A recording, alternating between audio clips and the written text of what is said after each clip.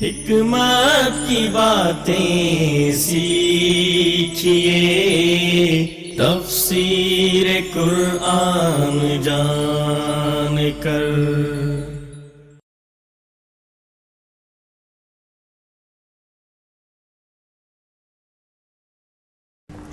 بلا شبہ یقیناً ان لوگوں نے کفر کیا جنہوں نے کہا کہ اللہ تعالیٰ تین میں سے تیسرا ہے، حالانکہ ایک ہی معبود کے سوا کوئی معبود نہیں، اور اگر وہ اس بات سے باز نہ آئے جو وہ کہتے ہیں تو ان لوگوں میں سے جنہوں نے کفر کیا انہیں ضرور دردناک عذاب پہنچے گا۔ تو کیا وہ اللہ سے توبہ نہیں کریں گے؟ افلا یتوبون الی اللہ، تو کیا وہ اللہ سے توبہ نہیں کریں گے اور وہ اس سے بخشش نہیں مانگیں گے؟ اور اللہ تعالیٰ بے حد بخشنے والا، نہایت رحم والا ہے۔ اللہ تعالیٰ تو اس کو بھی بخش دیتا ہے جس کی سمندر کی جھاگ کے برابر گناہ ہو۔ حافظ ابن کثیر کہتے ہیں کہ اللہ تعالیٰ کا یہ اپنے بندوں کے ساتھ لطف و کرم ہے، فضل اور رحمت کا معاملہ ہے کہ اتنے بڑے گناہ کے باوجود اللہ تعالیٰ توبہ استغفار کی طرف بلاتا ہے اور پھر بھی موقع دیتا ہے، اب بھی جھک جاؤ، معاف کر دوں گا، اپنے دامن رحمت میں لے لوں گا۔ مسیح ابن مریم تو صرف ایک رسول ہے، یقیناً اس سے پہلے بھی بہت سے رسول گزر چکے ہیں، اور اس کی ماں صدیقہ تھی۔ یہ حقیقت ہے تین معبودوں کی تثلیث کی، ٹرینٹی کی۔ وہ دونوں کھاتے تھے۔ آپ دیکھیں ہم کیسے ان کے لیے نشانیاں کھول کھول کر بیان کر رہے ہیں۔ پھر آپ دیکھیں کہ وہ کدھر سے پھرائے جا رہے ہیں۔ عقیدہ تثلیث کی تردید میں رب العزت نے انتہائی سادہ دلائل دیے۔ عیسیٰ علیہ السلام انسان تھے، ایک عورت کے پیٹ سے پیدا ہوئے، کھانا کھاتے تھے۔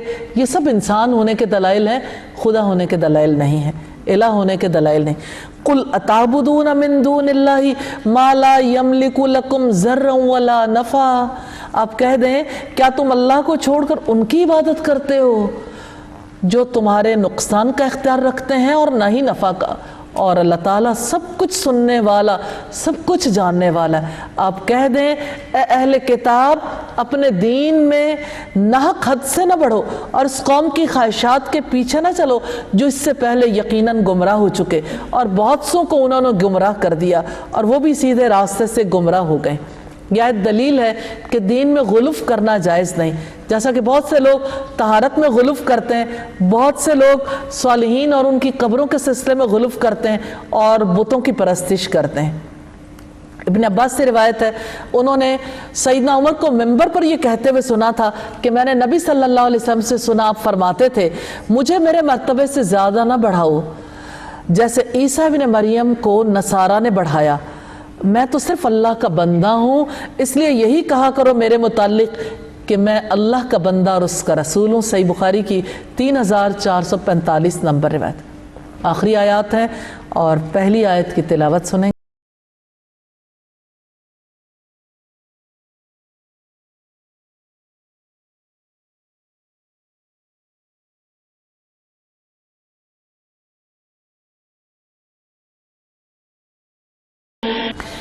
بنی اسرائیل میں سے ان لوگوں پر جنہوں نے کفر کیا داؤد اور عیسیٰ ابن مریم کی زبان سے لعنت کی گئی، یہ اس وجہ سے کہ انہوں نے نافرمانی کی اور وہ حد سے گزر جاتے تھے۔ وہ ایک دوسرے کو اس برائی سے منع نہیں کرتے تھے جس کو وہ کر لیتے تھے۔ یقیناً بہت ہی برا ہے جو وہ کر رہے تھے۔ آپ ان میں سے اکثر کو دیکھتے ہیں جو ان لوگوں کو دوست بناتے ہیں جنہوں نے کفر کیا۔ یقیناً بہت ہی برا ہے جو انہوں نے اپنی جانوں کے لیے آگے بھیجا کہ ان پر اللہ تعالیٰ سخت ناراض ہوا اور وہ عذاب میں ہمیشہ رہنے والے ہیں۔ اور اگر وہ اللہ تعالیٰ پر اور نبی پر اور اس پر ایمان رکھتے ہوتے جو ان کی جانب نازل کیا گیا تو وہ انہیں دوست نہ بناتے، لیکن ان میں سے اکثر نافرمان ہیں۔ آپ بلا شبہ ان لوگوں کی دشمنی میں جو ایمان لائے سب سے سخت یہود کو پاؤ گے، اور ان لوگوں کو جنہوں نے شرک کیا، اور یقیناً آپ ان سب سے دوستی میں زیادہ قریب ان لوگوں سے جو ایمان لائے ان لوگوں کو پاؤ گے جنہوں نے کہا کہ یقیناً ہم نصارہ ہیں۔ اس کی وجہ یہ ہے کہ یقیناً ان میں علماء اور راہب ہیں اور بلا شبہ وہ تکبر نہیں کرتے۔ بنی اسرائیل میں سے ان لوگوں پر کفر کیا گیا، ان لوگوں میں سے جنہوں نے کفر کیا، داؤد علیہ السلام اور عیسیٰ علیہ السلام کی زبان سے لعنت کی گئی۔ عبداللہ بن عباس کا قول ہے کہ بنی اسرائیل پر ہر زبان سے لعنت کی گئی۔ عہد موسیٰ میں تورات میں لعنت کی گئی، عہد عیسیٰ میں انجیل میں لعنت کی گئی، داؤد علیہ السلام کے عہد میں زبور میں لعنت کی گئی، اور محمد صلی اللہ علیہ وسلم کے عہد میں قرآن مجید میں لعنت کی گئی۔ استغفر اللہ۔ کہ وہ اصل سبب کیا تھا کہ وہ ایک دوسرے کو برائی سے نہیں روکتے تھے۔ روایت ہے کہ جب اسرائیلی گناہ کرنے لگتے تو انہیں ان کے علماء روکتے تھے، لیکن وہ باز نہیں آتے تھے۔ پھر علماء نے ان سے قطع تعلق نہیں کیا، یہ بہت اہم بات ہے۔ ان کی مجلسوں میں اٹھتے بیٹھتے رہے، ان کے ساتھ کھاتے پیتے رہے۔ آخر کار اللہ تعالیٰ نے اس وجہ سے ان کے دلوں پر مہر لگا دی، اور داؤد علیہ السلام اور عیسیٰ علیہ السلام کی زبان سے بھی ان پر لعنت کی گئی، کیونکہ وہ نافرمانیاں کرتے تھے اور ظلم کرتے تھے۔ آپ صلی اللہ علیہ وسلم جب یہ بات کر رہے تھے تو ٹیک لگائے بیٹھے تھے۔ آپ نے بیٹھ کر فرمایا، اس کی قسم جس کے ہاتھ میں میری جان ہے، تمہارا فرض ہے کہ لوگوں کو خلاف شرع باتوں سے روکتے رہو اور ان سے شریعت کی پابندی کرواتے رہو۔ اسرائیلیوں میں سب سے پہلی برائی اس طرح گھسی کہ ایک دوسرے کو برا کام کرتے دیکھتا تو کہتا، اے شخص یہ کام چھوڑ دو، اللہ سے ڈر جاؤ، کیونکہ یہ تیرے لیے حلال نہیں۔ دوسرے دن اس سے ملتا اور اس کے ساتھ اٹھتا بیٹھتا، کھاتا پیتا۔ پھر جب انہوں نے ایسا کیا تو حق تعالیٰ نے ان کے دلوں پر مہر لگا دی۔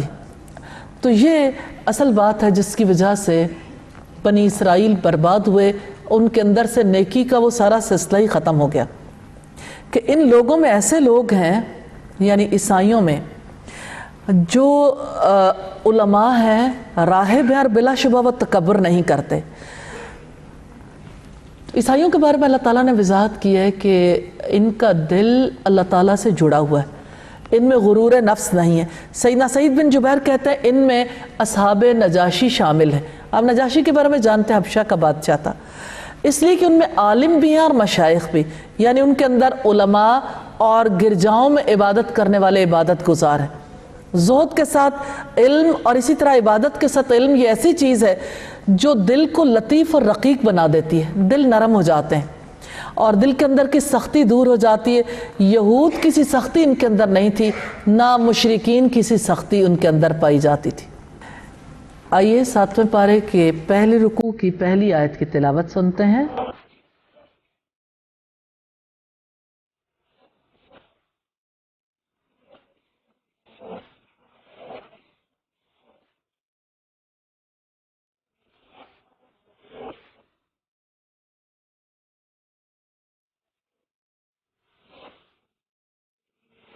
اور جب وہ سنتے ہیں جو رسول کی طرف نازل کیا گیا تو آپ دیکھتے ہیں کہ ان کی آنکھیں آنسوؤں سے بہہ رہی ہوتی ہیں، اس وجہ سے کہ انہوں نے حق کو پہچان لیا، اور وہ کہتے ہیں کہ اے ہمارے رب، ہم ایمان لے آئے، چنانچہ ہمارا نام گواہی دینے والوں کے ساتھ لکھ لے۔ سیدنا عبداللہ بن زبیر فرماتے ہیں یہ آیت نجاشی اور اس کے ساتھیوں کے بارے میں نازل ہوئی۔ قرآن حکیم سن کر ان کی آنکھوں سے آنسو جاری ہو گئے تھے۔ انہوں نے نبی صلی اللہ علیہ وسلم کی جو بشارت پائی تھی، آپ صلی اللہ علیہ وسلم نے فرمایا قرآن پڑھو اور آہو بکا کرو، پھر اگر تم نہ رو سکو تو رونے جیسی شکل ہی بنا لو۔ نبی صلی اللہ علیہ وسلم نے فرمایا جس کی آنکھوں سے اللہ تعالیٰ کی خشیت سے مکھی کے پر کی طرح کے آنسو نکلے وہ دوزخ میں نہیں جائے گا یہاں تک کہ دودھ اپنے تھنوں میں واپس چلا جائے۔ مسند بزار کی روایت۔ تو نجاشی اور اس کے ساتھیوں کی آنکھوں سے جو آنسو بہے تھے حق کی معرفت کی وجہ سے، جو اللہ تعالیٰ کی اس کتاب میں سے پڑھا گیا اور جسے رسول کی طرف وحی کی گئی، اسی وجہ سے انہوں نے خالص عقیدے کا اظہار کیا، اخلاص کے ساتھ حق کا اعتراف کیا۔ انہوں نے کہا یقولون ربنا منا، انہوں نے کہا کہ اے ہمارے رب ہم آپ پر ایمان لائے، فاکتبنا مع الشاہدین، ہمارا نام گواہی دینے والوں میں لکھ لے، یعنی محمد صلی اللہ علیہ وسلم اور ان کی امت کے ساتھ لکھ لے۔ اور ہمیں کیا ہے کہ اللہ تعالیٰ پر اور اس حق پر ایمان نہ لائیں ہم جو ہمارے پاس آیا ہے، جبکہ ہم یہ حس رکھتے ہیں کہ ہمارا رب ہمیں نیک لوگوں کے ساتھ شامل کر لے۔ یعنی جب ہم ایمان لائیں گے، حق کی اتباع کریں گے، تب ہمارا رب ہمیں نیک لوگوں میں شامل کر لے گا۔ صرف حق پڑھ لینے سے نہیں آتا، حق سمجھ لینے سے بھی حق اندر نہیں اترتا، اتر سکتا ہے پڑھنے سے، سمجھنے سے، جب اللہ چاہے۔ حق عمل کرنے سے اندر ٹھہرتا ہے. جو عمل نہیں کرتا، صرف پڑھنے پر اپنے آپ کو آمادہ کر لیتا ہے تو صالحیت اس کے اندر نہیں آتی. سو اللہ تعالیٰ انہیں اس بات کے بدلے میں جو انہوں نے کہا ایسے باغات دے گا جن کے نیچے نہریں بہتی ہیں، ان میں وہ ہمیشہ رہنے والے ہیں، اور یہ نیک عمل کرنے والوں کی جزا ہے. تو انہوں نے اپنے عقیدے میں سے جو کچھ ظاہر کیا، اللہ تعالیٰ نے اس کا بدلہ انہیں عطا کیا. وہ عیسائی محمد صلی اللہ علیہ وسلم پر ایمان لے آئے تھے، اور اللہ تعالیٰ نے کیسے انہیں صالح لوگوں میں شامل فرما لیا. اور جن لوگوں نے کفر کیا، یعنی محمد صلی اللہ علیہ وسلم کی نبوت کا اور اللہ کی توحید کا انکار کیا اور ہماری آیات کو جھٹلایا، وہی لوگ دوزخ والے ہیں. رکوع نمبر 2 ہے. یہ پہلی آیت کی تلاوت سنتے ہیں.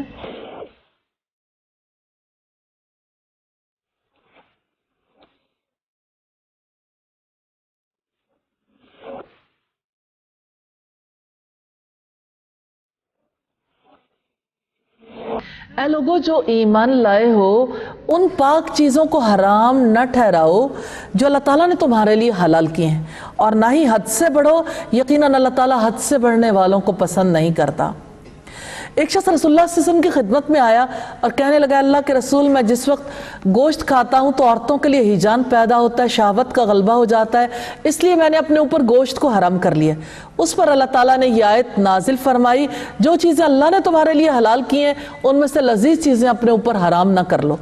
اس آیت کے خصوصی مخاطب صحابہ کرام اور عمومی طور پر سارے اہل ایمان ہیں. رسول اللہ صلی اللہ علیہ وسلم نے ایک مرتبہ شہد پینے کے متعلق فرمایا تھا، اب ہرگز نہیں پیوں گا. اس پر اللہ تعالیٰ نے فرمایا، یا ایھا النبی لما تحرم ما احل اللہ لک، اے نبی اپنے اوپر اس چیز کو کیوں حرام کرتے ہو جسے اللہ تعالیٰ نے آپ پر حلال کیا ہے.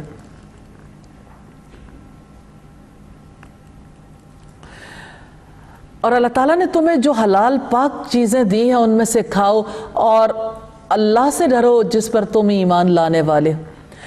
تو کلو کہہ کر اللہ تعالیٰ نے کھانے کا حکم دیا ہے، اور اس کا دائرہ کار صرف کھانے پینے کی چیزوں کی حد تک محدود نہیں. کھانے پینے، پہننے اوڑھنے، سواری، غرض برتنے کی جتنی چیزیں ہیں وہ اس کے اندر داخل ہیں. تو اللہ تعالیٰ نے جتنی حلال چیزیں دی ہیں ان کو استعمال کرو، لیکن شرط یہ کہ رزق حلال ہو اور پاک ہو.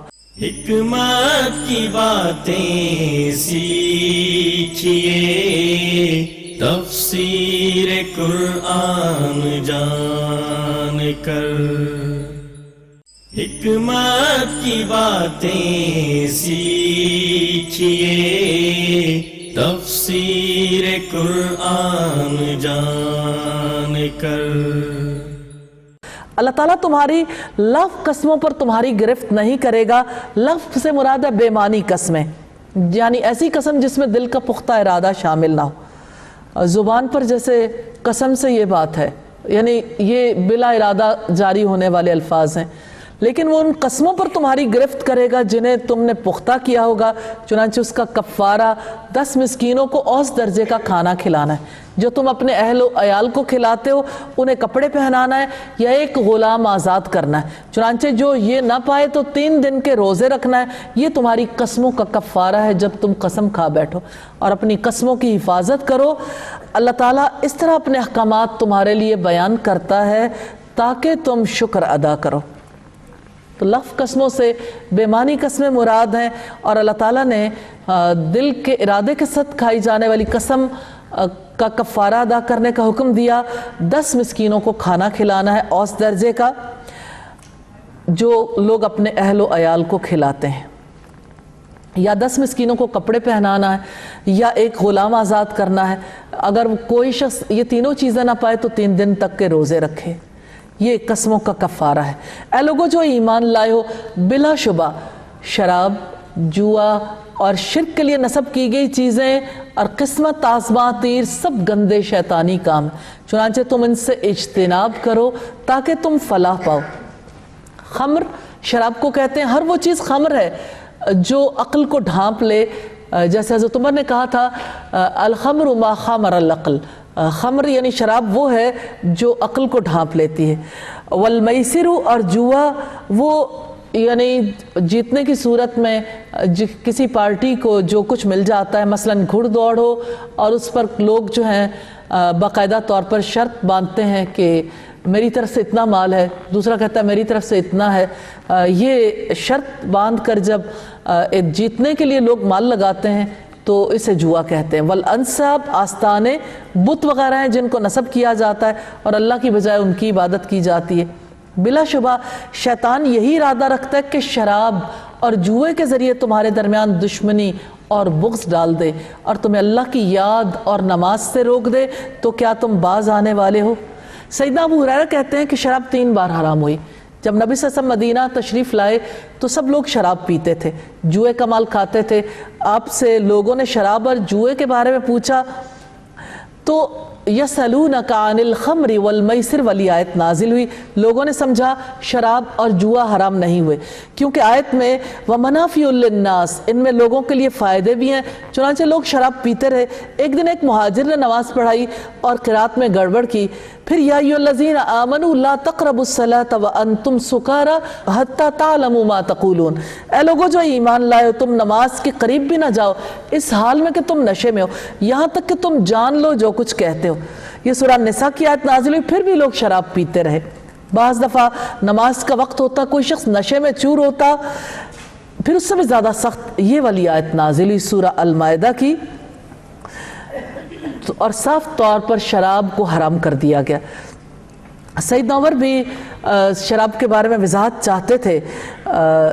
جب یہ آیت سیدنا عمر کو بلا کر سنائی گئی تو انہوں نے دعا کی اللہ شراب کے بارے میں شفا بخش بیان نازل فرما دے۔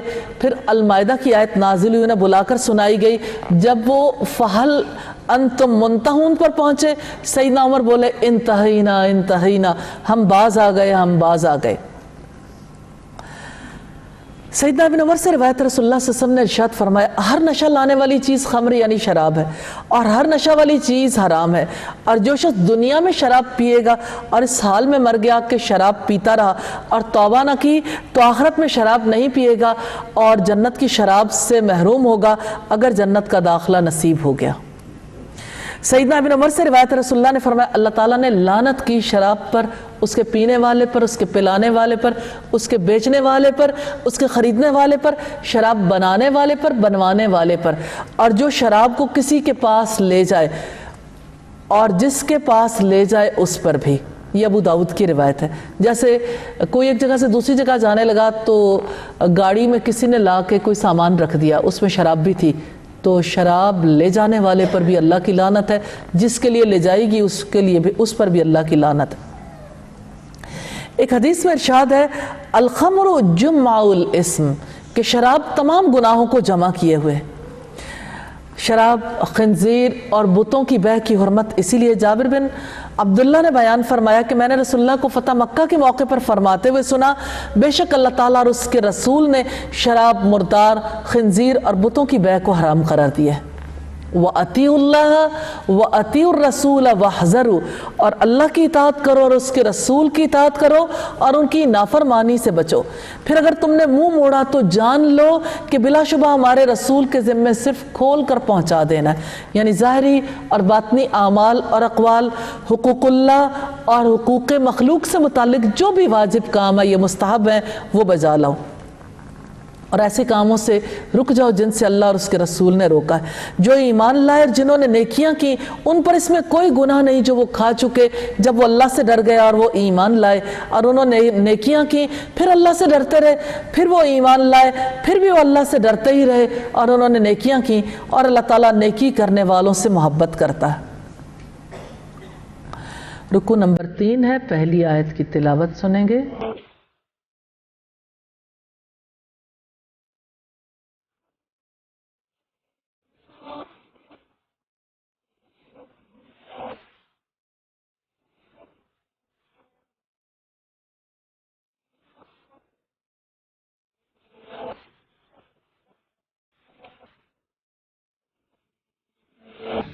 اے لوگو جو ایمان لائے ہو، اللہ تعالیٰ تمہیں شکار میں سے کسی چیز سے ضرور آزمائے گا کہ تمہارے ہاتھ اور تمہارے نیزے اس تک پہنچتے ہوں گے، تاکہ اللہ تعالیٰ جان لے کہ اس سے بن دیکھے کون ڈرتا ہے۔ پھر اس کے بعد جس نے زیادتی کی تو اس کے لیے دردناک عذاب ہے۔ تو یا ایھا الذین آمنوا کے الفاظ آئے ہیں، اے وہ لوگوں جنہوں نے اللہ اور اس کے رسول کی تصدیق کی ہے، اللہ تعالیٰ تمہیں شکار کے ذریعے آزمائے گا، جو کہ بڑا امتحان نہیں ہے۔ اللہ تعالیٰ نے مسلمانوں کو شکار سے روکا اور کامیابی کے لیے سارے مواقع دیے۔ اب اگر کوئی سزا کا راستہ اختیار کرنا چاہے تو اس کا انجام دردناک عذاب کے سوا کیا ہو سکتا ہے۔ اے لوگوں جو ایمان لائے ہو، جب تم حالت احرام میں ہو تو شکار کو نہ مار ڈالو، اور تم میں سے جو بھی جان بوجھ کر اسے مار ڈالے تو اس کا بدلہ اس کی مانند جانور ہے جو اس نے مارا ہے۔ اس کا فیصلہ تم میں سے 2 عادل آدمی کریں گے۔ یہ کعبہ پہنچنے والی قربانی ہے، یا کفارے میں مسکینوں کا کھانا ہے، یا اس کے برابر روزے ہیں، تاکہ وہ اپنے کام کا مزہ چکھے۔ جو کچھ گزر چکا اللہ تعالیٰ نے اسے معاف کر دیا، جس نے دوبارہ یہی کیا تو اللہ تعالیٰ اس سے انتقام لے گا۔ اللہ تعالیٰ سب پر غالب، بڑے انتقام والا ہے۔ یعنی مارے ہوئے مویشی کے مطابق بدلہ دینا پڑے گا۔ یہ دیکھنا پڑتا ہے کہ کس جانور جیسا کوئی جانور کسی نے مار ڈالا ہے۔ مثال کے طور پر کوئی جانور اونٹ سے ملتا ہے، یہ بکری سے یا گائے سے، اسی طرح کا مویشی صدقہ کیا جائے گا۔ جیسے صحابہ کرام نے کبوتر کے شکار پر بکری، شتر مرغ کے شکار پر اونٹنی اور نیل گائے پر گائے ذبح کرنے کا فیصلہ کیا تھا۔ تمہارے لیے سمندر کا شکار اور اس کا کھانا حلال کر دیا گیا، جو تمہارے لیے اور قافلوں کے لیے سامان زندگی ہے، کیونکہ سمندر میں بہت دن خوراک کے بغیر بھی رہنا پڑ سکتا ہے، تو سمندر سے لے کے کچھ کھایا جا سکتا ہے، یعنی مچھلی وغیرہ۔ اور جب تک تم حالت احرام میں ہو تم پر خشکی کا شکار حرام کر دیا گیا، اور اللہ تعالیٰ سے ڈر جاؤ جس کی طرف تم سب کو اکٹھا کیا جائے گا۔ یہ آیت دلالت کرتی ہے کہ مرے ہوئے بحری جانور بھی حلال ہیں۔ اللہ تعالیٰ نے حرمت والے گھر کعبہ کو لوگوں کے قیام کا ذریعہ بنایا، اور حرمت والے مہینوں کو بھی، اور قربانی کے جانوروں کو بھی، اور پٹا ڈالے گئے جانوروں کو بھی۔ اس کی وجہ یہ ہے کہ تم جان لو یقیناً اللہ تعالیٰ جانتا ہے جو بھی آسمانوں میں ہے اور جو زمین میں ہے، اور بلا شبہ اللہ تعالیٰ ہر چیز کو خوب جاننے والا ہے۔ اللہ تعالیٰ نے کعبہ کی تعظیم کے قیام کے ساتھ اس اللہ کا دین اور دنیا قائم ہے۔ کعبہ کے ساتھ ہی اسلام کی تکمیل ہوئی، کعبہ کے ساتھ ہی لوگوں کے بوجھ ہلکے ہوتے ہیں، اس گھر کا ارادہ کرنے والوں پر نوازشیں اور احسانات ہوتے ہیں، اس کعبہ کے سبب سے مال خرچ کیے جاتے ہیں، اس کی خاطر بڑے بڑے ہولناک کاموں میں بھی گھسا جاتا ہے۔ اسی محترم گھر میں رنگ رنگ کے نسل کے مسلمان اکٹھے ہوتے ہیں، ایک دوسرے سے تعارف حاصل کرتے ہیں، ایک دوسرے سے مدد لیتے ہیں، ان کے درمیان ان کے دینی اور دنیاوی مفادات کے سلسلے میں روابط استوار ہوتے ہیں۔ جان لو کہ اللہ تعالیٰ یقیناً سخت سزا دینے والا ہے، اور بلا شبہ اللہ تعالیٰ بے حد بخشنے والا، نہایت رحم والا ہے۔ رسول پر پہنچا دینے کے سوا کوئی ذمہ داری نہیں۔ نبی صلی اللہ علیہ وسلم نے یہ ذمہ داری پوری کی، کیونکہ رسول کا کام ہی پہنچا دینا ہے، اور اللہ تعالیٰ جانتا ہے جو بھی تم ظاہر کرتے ہو اور جو بھی تم چھپاتے ہو۔ آپ کہہ دیں ناپاک اور پاک برابر نہیں ہے، اور اگرچہ ناپاک کی کثرت تمہیں اچھی لگے، چنانچہ اللہ تعالیٰ سے ڈر جاؤ اے عقل والو تاکہ تم کامیاب ہو جاؤ۔ جابر رضی اللہ تعالیٰ عنہ سے روایت ہے کہ جب شراب کی حرمت کا ذکر کیا گیا تو ایک بدو کھڑا ہوا، اس نے کہا میں تو اس کی تجارت کرتا ہوں، میں نے اس پر سے مال حاصل کیا ہے، اگر میں وہ مال اللہ تعالیٰ کی اطاعت کے لیے لگاؤں تو کیا وہ مجھے نفع دے گا؟ اس پر نبی صلی اللہ علیہ وسلم نے فرمایا بے شک اللہ پاک کے سوا قبول نہیں کرتا۔ اپنے رسول کی تصدیق کے لیے اللہ تعالیٰ نے یہ آیت نازل کی، قُلْ لَا يَسْتَوِي الْخَبِيثُ وَالطَّيِّبُ، آپ کہہ دیں پاک اور ناپاک برابر نہیں ہیں۔ رکوع نمبر 4 ہے، پہلی آیت کی تلاوت۔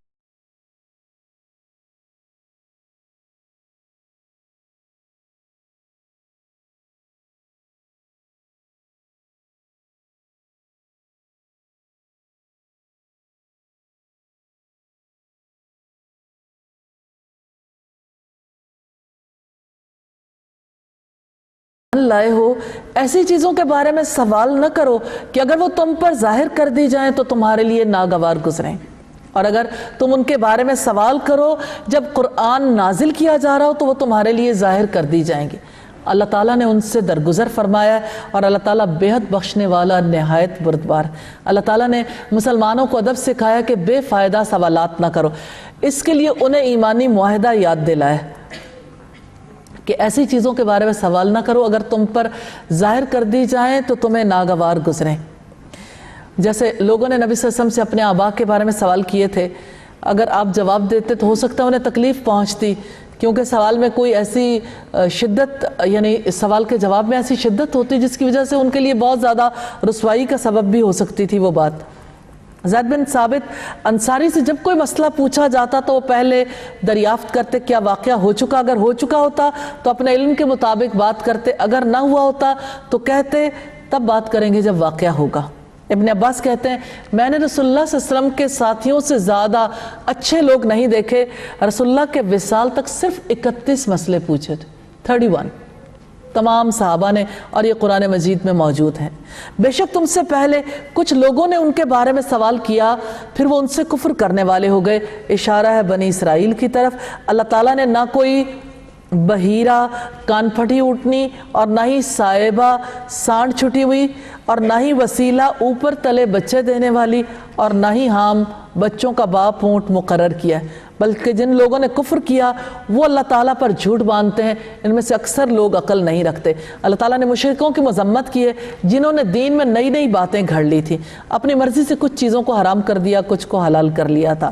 اور جب ان سے کہا جاتا ہے کہ جو اللہ تعالیٰ نے اتارا ہے اس کی طرف آؤ اور رسول کی طرف آؤ، تو وہ کہتے ہیں ہمیں وہی کافی ہے جس پر ہم نے اپنے آباء و اجداد کو پایا ہے، اور کیا اگرچہ ان کے آباء و اجداد کچھ بھی نہ جانتے اور نہ ہی وہ ہدایت پاتے ہوں، تو ایسے شخص کے لیے ہلاکت اور بربادی ہے جو قرآن و سنت اور علم کے بغیر، یعنی قرآن و سنت کے علم کے بغیر ہدایت کے راستے کو چھوڑ دیتا ہے۔ وہ علم جو دل کو یقین سے بھر دینے والا ہو، اسے چھوڑ کر شک اور گمراہی کے سوا کیا چیز باقی رہ جاتی ہے۔ یا ایھا الذین آمنوا علیکم انفسکم، اے لوگو جو ایمان لائے ہو، تم پر اپنی جانوں کی حفاظت لازم ہے۔ جب تم ہدایت پا جاؤ تو جو گمراہ ہوا ہو وہ تمہیں نقصان نہیں پہنچائے گا۔ تم سب نے اللہ ہی کی طرف لوٹ کر جانا ہے، چنانچہ وہ تمہیں بتا دے گا جو بھی تم عمل کیا کرتے تھے۔ مسلمانوں نے کس طرح اللہ تعالیٰ کی رحمت کو پایا؟ انہوں نے اپنے نفس کی اصلاح کی، صراط مستقیم پر اپنے آپ کو چلانے کی کوشش کرتے رہے، اپنے نفس کو کمال تک پہنچانے کو انہوں نے اپنے اوپر لازم کر لیا تھا۔ علیکم انفسکم، تم پر اپنی جانوں کی حفاظت لازم ہے۔ یعنی جان کی حفاظت کیسے کرو گے؟ لغو سے اپنے آپ کو بچا کر، لہو و لعب کے کاموں سے بچا کر، اپنی زندگی کے وقت اور صلاحیتوں کو، قوتوں کو بیکار بے فائدہ مشاغل سے بچا کر، جو کچھ اللہ نے دیا اس کی حفاظت کرو۔ ان السمع والبصر والفؤاد کل اولئک کان عنہ مسئولا، کان، آنکھ اور دل، ان میں سے ہر ایک کے متعلق سوال ہوگا۔ اور رب العزت نے فرمایا یا ایھا الذین آمنوا قوا انفسکم واہلیکم نارا، اے ایمان والو اپنے آپ کو اور اپنے گھر والوں کو آگ سے بچاؤ۔ اور اگر تم نے اپنی اصلاح کر لی تو وہ شخص تمہارا کچھ نہیں بگاڑ سکتا جو راہ راست سے پھٹک گیا اور جو خود سچے دین کے راستے کو اختیار نہیں کرتا۔ اے لوگو جو ایمان لائے ہو، تمہارے درمیان وصیت کے وقت گواہی ہو جب تم میں سے کسی کی موت آ جائے، تم میں سے دو عادل آدمیوں کی یا غیروں میں سے دو گواہ ہوں۔ اگر تم زمین میں سفر کر رہے ہو پھر موت کی مصیبت تمہیں پہنچے، اگر تمہیں شک ہو تو دونوں گواہوں کو نماز کے بعد روک رکھو، پھر وہ اللہ کی قسم کھا کر کہیں کہ ہم اس کے بدلے کوئی قیمت نہیں لیں گے، اگرچہ کوئی قرابت داری کیوں نہ ہو، اور نہ ہی اللہ تعالیٰ کی گواہی ہم چھپائیں گے، بلا شبہ اس وقت ہم ضرور گناہ گاروں میں سے ہوں گے۔ پھر اگر معلوم ہو کہ وہ دونوں واقعتاً گناہ کے مرتکب ہوئے ہیں تو جن کا حق مارا گیا ہے ان میں سے دوسرے دو افراد جو وصیت کرنے والے کے قریب ترین ہوں ان کی جگہ کھڑے ہوں، پھر وہ دونوں اللہ کی قسم کھا کر کہیں گے کہ ہماری گواہی ان دونوں کی گواہی سے زیادہ مبنی بر حق ہے اور ہم نے کوئی زیادتی نہیں کی، بلا شبہ اس وقت ہم یقیناً ظالموں میں سے ہوں گے۔ اگر یہ ثابت ہو جائے کہ گواہوں نے خیانت کی یا یعنی لیے ہوئے مال میں سے کچھ چرا لیا، تو ان میں سے دوسرے دو افراد جو وصیت کرنے والے کے قریب ہوں وہ کھڑے ہوں گے تو حق مارنے والوں کے خلاف گواہی دیں گے۔ یہی طریقہ قریب ترین ہے کہ لوگ اس طریقے پر گواہی دیں یا وہ ڈریں کہ دوسری قسموں کے بعد ان کی قسمیں رد کر دی جائیں گی۔ اور اللہ تعالیٰ سے ڈر جاؤ اور سنو، اللہ تعالیٰ نافرمان لوگوں کو ہدایت نہیں دیتا۔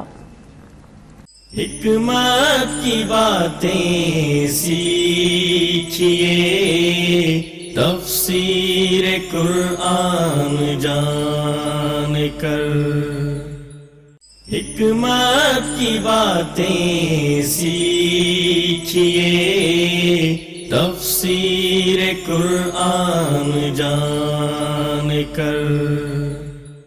آئیے 5ویں رکوع کے ابتدائی حصے کی تلاوت سنتے ہیں۔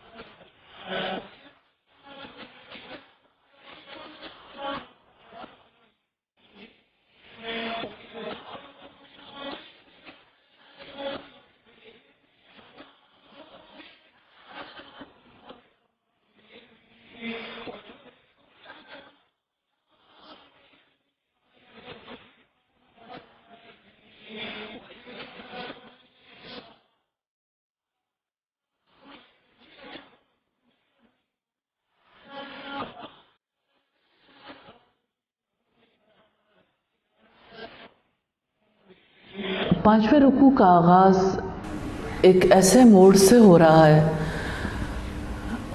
جہاں پر ساری انسانیت کو جمع کیا جائے گا۔ ایک ایسا دن جس دن اللہ تعالیٰ تمام رسولوں کو جمع کرے گا، پوچھے گا ماذا اجبتم، تمہیں کیا جواب دیا گیا؟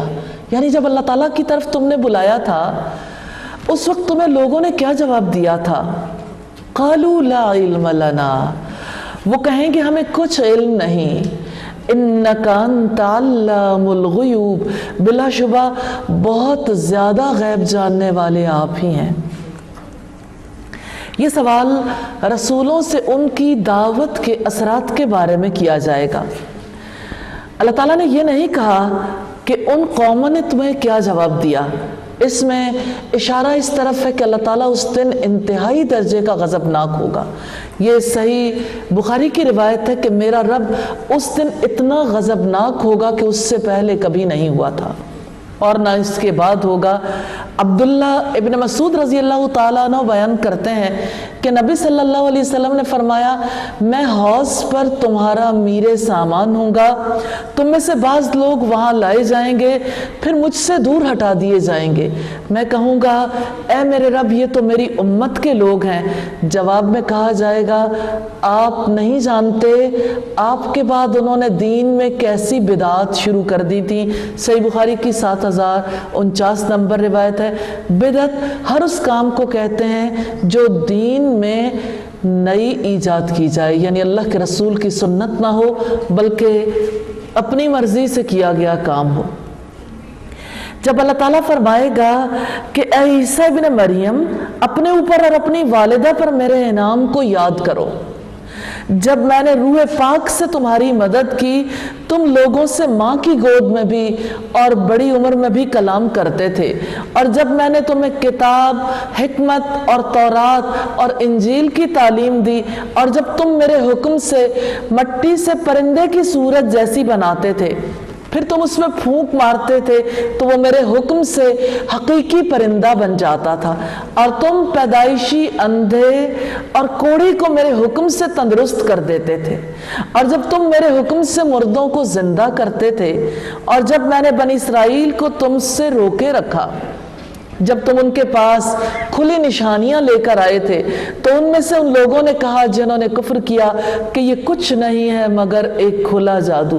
یہ آیت دلیل ہے اس بات پر کہ نعمتوں کا شکر ادا کرنا واجب ہے۔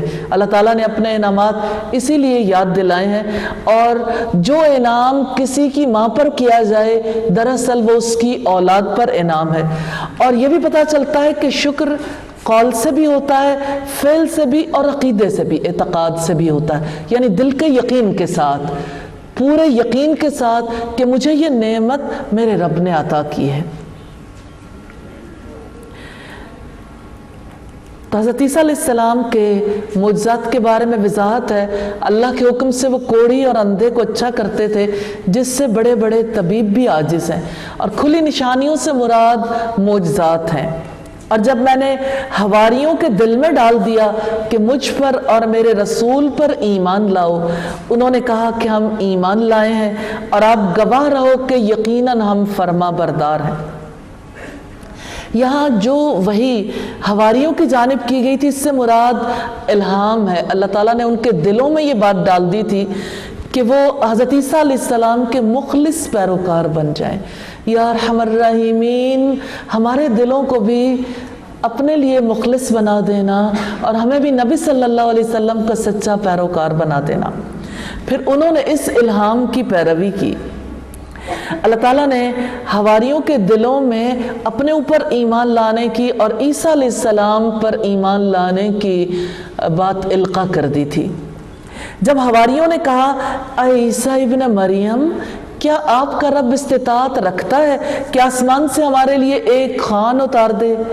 عیسیٰ نے کہا، اگر تم مومن ہو تو اللہ سے ڈر جاؤ، یعنی اللہ تعالیٰ سے ایسے مطالبات نہ کرو۔ آپ کو یاد ہوگا ہم نے پیچھے پڑھا کیسے حضرت موسیٰ علیہ السلام سے ان کی قوم نے، یعنی بنی اسرائیل نے، یہودیوں نے مطالبات کیے تھے۔ اب یہ معاملہ آ گیا عیسائیوں کا، عیسائیوں نے بھی مطالبات کیے۔ انہوں نے مطالبہ یہ کیا تھا کہ ایک مائدہ، ایسا دسترخوان اتار دیجئے جس میں کھانا لگا ہوا ہو۔ حواریوں کا مطالبہ اس بات پر نہیں تھا، اس بنیاد پر نہیں تھا کہ اللہ تعالیٰ کی قدرت میں شک تھا، بلکہ یہ درخواست انتہائی ادب اور احترام سے پیش کی گئی تھی۔ حواریوں نے کہا، ہم چاہتے ہیں کہ ہم اس میں سے کھائیں اور ہمارے دل مطمئن ہو جائیں، اور ہم جان لیں کہ آپ نے واقعی ہم سے سچ کہا ہے، اور ہم اس پر گواہی دینے والوں میں سے ہو جائیں۔ حواری چاہتے تھے کہ ہم اللہ تعالیٰ کی طرف سے نازل ہونے والے جنتی کھانے سے برکت حاصل کریں۔ یہ دلیل ہے کہ وہ کھانے کے ضرورت مند تھے، اور ہمارے دل مطمئن ہو جائیں، اور وہ یقین کے آخری درجے تک پہنچنا چاہتے تھے۔ یقین کا پہلا درجہ علم الیقین ہے، اور اسی طرح سے دوسرا درجہ عین الیقین، اور تیسرا حق الیقین ہے۔ جیسا کہ ابراہیم علیہ السلام نے کہا تھا، جب اللہ تعالیٰ سے انہوں نے سوال کیا، کیف تحیی الموتى، کہ تو کیسے مردوں کو زندہ کرتا ہے، تو رب العزت نے فرمایا، اولم تؤمن، کیا بھلا تم ایمان نہیں رکھتے؟ تو ابراہیم علیہ السلام نے جواب دیا تھا، بلا ولکن لیطمئن قلبی، کیوں نہیں، بلکہ دل کا اطمینان چاہیے، اطمینان قلب کے لیے۔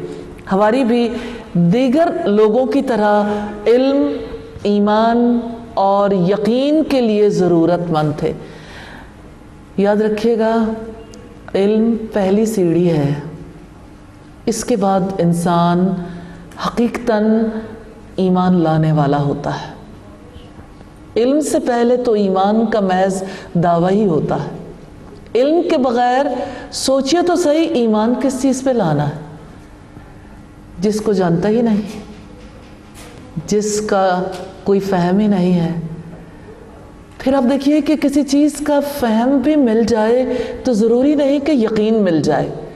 تو علم، ایمان اور یقین اگر حواریوں کی ضرورت تھی تو ہماری بھی بہت بڑی ضرورت ہے۔ اللہ تعالیٰ سے دعا ہے ہمیں علم بھی نصیب فرمائے، ایمان بھی، اور یقین کے اعلیٰ درجات تک پہنچائے۔ عیسیٰ ابن مریم نے دعا کی، ربنا انزل علینا مائدۃ من السماء تکون لنا عیدا لأولنا وآخرنا وآیۃ منک۔ عیسیٰ ابن مریم نے دعا کی، اے اللہ ہمارے رب، آسمان سے ہم پر ایک خوان اتار جو ہمارے پہلوں اور پچھلوں کے لیے عید ہو، اور تیری طرف سے ایک نشانی ہو، اور ہمیں رزق عطا فرما، اور تو رزق عطا کرنے والوں میں سے بہترین ہے۔ عیسیٰ علیہ السلام کی دعا انتہائی ادب کا اظہار کر رہی ہے۔ اس دعا میں عیسیٰ علیہ السلام کی عاجزی جھلک رہی ہے۔ اس دعا سے اللہ تعالیٰ کی معرفت کا اظہار بھی ہو رہا ہے کہ اللہ رب العالمین ہے اور وہ اللہ کے بندے ہیں۔ عیسائی اسی غلط فہمی میں تو مبتلا تھے کہ وہ خود الہ ہے، نعوذ باللہ۔ تو عیسیٰ علیہ السلام نے ایسا دسترخوان اتارنے کا مطالبہ کیا تھا جو ان کے لیے بھی اور پیچھے آنے والوں کے لیے بھی خوشی کا سامان ہو. یعنی اس طرح سے عیسیٰ علیہ السلام نے خوان کے ذریعے سے نشانی طلب کی تھی کہ وہ وقت عید بن جائے، یادگار بن جائے، تاکہ اس معجزے کو یاد رکھا جائے، بھلایا نہ جائے. اللہ تعالیٰ نے مسلمانوں کے لیے عیدیں اور عبادت کے دن مقرر کر دیے ہیں جو اللہ تعالیٰ کی یاد دلاتے ہیں، اور اللہ رب العزت نے اپنے رسول کے توسط سے کس طرح سے ان عیدوں کو خاص مواقع کے ساتھ نتھی کر دیا. مثال کے طور پر رمضان میں نزول قرآن کی خوشی میں پورا مہینہ گزارنے کے بعد عید آتی ہے الحمدللہ. تو عید کتنا بڑا مقصد رکھتی ہے، عید الفطر. پھر آپ دیکھیے کہ جب عید الاضحیٰ آتی ہے تو وہ حج کے دن ہے. جانے والے تو اللہ کے حضور اس کے گھر میں جا کر اس کے آگے اپنی عاجزی کا اظہار کرتے ہیں اور اپنے تقوی کا اہتمام کرتے ہیں. پیچھے رہنے والے بھی اس دن پر عید مناتے ہیں، اللہ کے حضور قربانیاں کرتے ہیں. تو یہ دونوں عیدیں اللہ کے ساتھ خصوصی تعلق بنانے کے دن ہیں. اور خاص طور پر عید الاضحیٰ کے میں تو بہت بڑا میسج ہے کہ اللہ کے قرب کے لیے سبھی قربانی کرتے ہیں. اللہ تعالیٰ اس کی سمجھ بھی نصیب فرمائے، کیونکہ اب ظاہری امور تو رہ گئے لیکن ان کے اندر سے روح ختم ہو گئی ہے. جیسے اقبال نے کہا، رہ گئی رسم اذاں روح بلالی نہ رہی. یعنی وہ روح جو سیدنا بلال کی اذان میں تھی وہ روح آج کی اذان میں نہیں ہے. اللہ تعالیٰ ہمیں سچی روح کے ساتھ تمام نیک اعمال کو کرنے کی توفیق عطا فرمائے. اللہ تعالیٰ نے فرمایا، میں وہ خوان تم پر نازل کرنے والا ہوں، چنانچہ اس کے بعد تم میں سے جو ناشکری کرے گا تو اس کو میں یقیناً ایسا عذاب دوں گا جو جہانوں میں سے کسی کو نہ دیا. یعنی اللہ تعالیٰ نے معجزہ نازل کرنے پر وعید بھی نازل کر دی. عمار بن یاسر رضی اللہ تعالیٰ عنہ سے روایت ہے، انہوں نے نبی صلی اللہ علیہ وسلم سے روایت کیا کہ اللہ تعالیٰ نے آسمان سے مائدہ نازل کیا جو کہ روٹی اور گوشت تھا. انہیں حکم دیا کہ وہ خیانت نہ کریں، ناشکری نہ کریں اور ذخیرہ نہ کریں. حقیقتاً یہ بہت اہم احکامات ہیں. جس چیز کی نعمت پانے کے بعد ضرورت ہوتی ہے وہ شکر گزاری ہے. اور آپ یہ دیکھ لیں کہ نعمتیں تو سبھی پا لیتے ہیں لیکن شکر گزاری کتنے کم لوگوں کو نصیب ہوتی ہے. اللہ تعالیٰ ہمیں شکر ادا کرنے والا دل نصیب فرما دے. اور اسی طرح سے دو اور نصیحتیں تھیں. خیانت نہ کریں، یعنی جو ملا ہے اس کو امانت سمجھیں، استعمال کریں، خود بھی اور دوسرے بھی کریں. ہاں، ذخیرہ نہیں کرنا تیسری اہم بات ہے. آج بھی آپ دیکھیں کہ رزق کے معاملے میں ان تینوں رویوں میں یعنی ذخیرہ اندوزی، خیانت، ناشکری، کیسے صدیاں بیت گئیں لیکن انسان نہیں بدلا. انسانوں کے اندر یہ معاملات کیسے پائے جاتے ہیں. پھر آپ نے فرمایا کہ انہوں نے ذخیرہ کیا تو اللہ تعالیٰ نے ان کی صورتیں مسخ کر دیں اور انہیں بندر اور سور بنا دیا. استغفر اللہ. یہ ترمذی کی کتاب التفسیر کی روایت ہے، والیوم 5 پیج 245. تو اللہ تعالیٰ نے اسی کے بارے میں فرمایا تھا کہ میں انہیں ایسا عذاب دوں گا جو اس سے پہلے کسی کو نہ دیا.